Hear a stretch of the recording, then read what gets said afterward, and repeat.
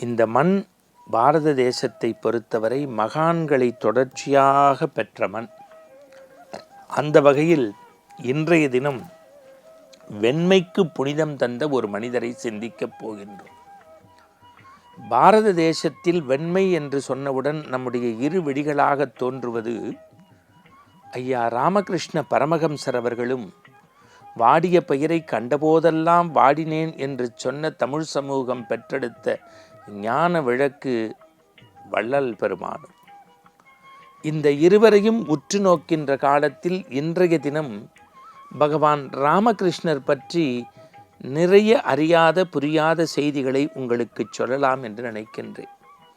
இந்த மண்ணில் ஞான மலர்களாக காவி உடுத்தி கமண்டலம் ஏந்தி தேசாந்திரியாக பயணப்பட்டு ஆன்மீகம் வளர்த்தவர்கள் மத்தியில் தனக்கு பின்பு ஞான சீடர்களையும் மிகப்பெரிய தபோவனத்து சித்தர்களையும் செய்ய வேண்டிய பணியை கல்வி சாலைகளை வைத்து, காரணம் இன்றைக்கு சீன நாட்டில் எழுதி போட்டிருக்கிறார்கள், ஓராண்டை பற்றி சிந்தித்தால் விதை நல், 10 ஆண்டை சிந்தித்தால் மரத்தை நடுங்கள், 100 ஆண்டை பற்றி சிந்தித்தால் அடுத்த தலைமுறைக்கு கல்வி கொடுங்கள் என்று ராமகிருஷ்ணர் இந்த மண்ணில் நினைத்ததை அவருடைய சீடர் விவேகானந்தரும் ராமகிருஷ்ண தபோவனத்து மடங்களும் இன்றைக்கு கல்வி சாலைகளை அமைத்திருக்கிறது. அதனால்தான் பாரதி சொன்னான், அன்னசத்திரம் 1000 வேண்டாம், ஆலயம் 16,000 வேண்டாம், அங்கொரு ஏழை சிறுவனுக்கு எடுத்தறிவித்தல் புண்ணியம்.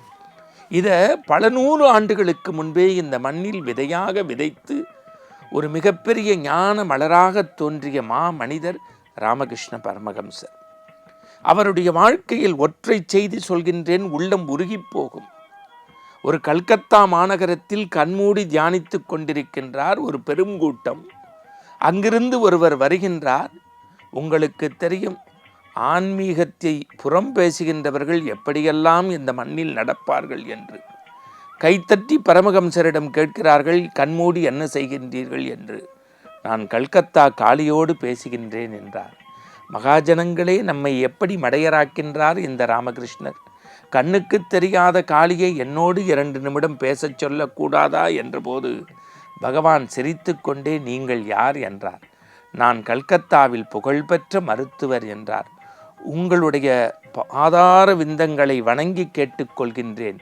உங்களுடைய தூய்மையான இதழ் போன்ற கரங்களை என் சிரசின் மேல் வைத்து என்னை 2 நிமிடம் மருத்துவராக மாற்றுங்களேன் என்றபோது அந்த மருத்துவர் சிரித்து கொண்டே சொன்னாராம் ஆங்கிலத்தில், இம்பாசிபிள் ராமகிருஷ்ணரே, ஒருவர் மருத்துவர் ஆக வேண்டுமென்றால் அதற்கென்று சில முறையான படிப்புகள் இருக்கிறது என்று.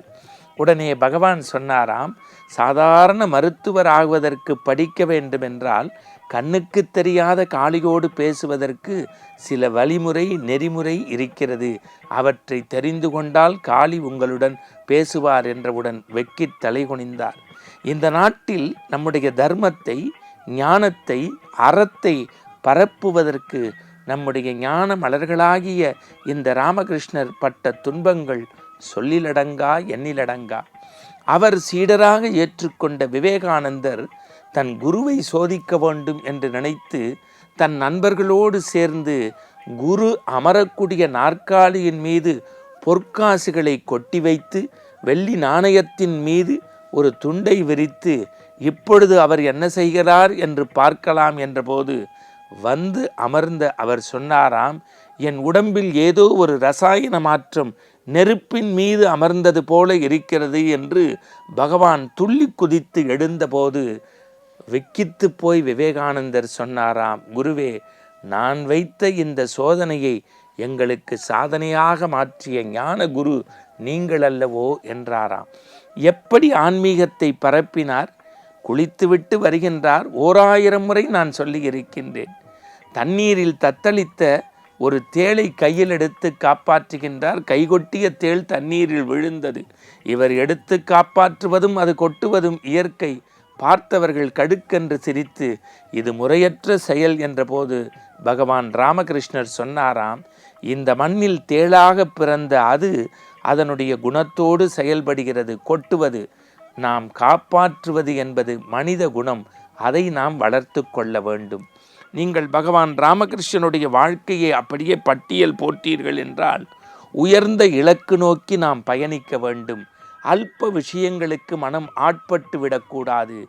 இவையெல்லாம் பேசிய பகவான் தன்னுடைய தனிமனித வாழ்க்கையில் ஒழுக்கத்தோடு இருக்கிறாரா என்று சீடர்கள் எட்டி பார்த்தபோது தன்னுடைய சாரதா தேவியை காளியாக நினைத்து வழிபட்ட காட்சியை பார்த்து ஆனந்த கண்ணீர் விட்டார்களாம். இந்த பாரத தேசம் காவிக்கும் வெண்மைக்கும் புனிதத்தை தந்து நம் மனதை ஆனந்தப்படுத்துகின்ற அற்புத சிந்தனைகள் மேலும் தொடரும். மீண்டும் நாளை சந்திப்போம். வணக்கம்.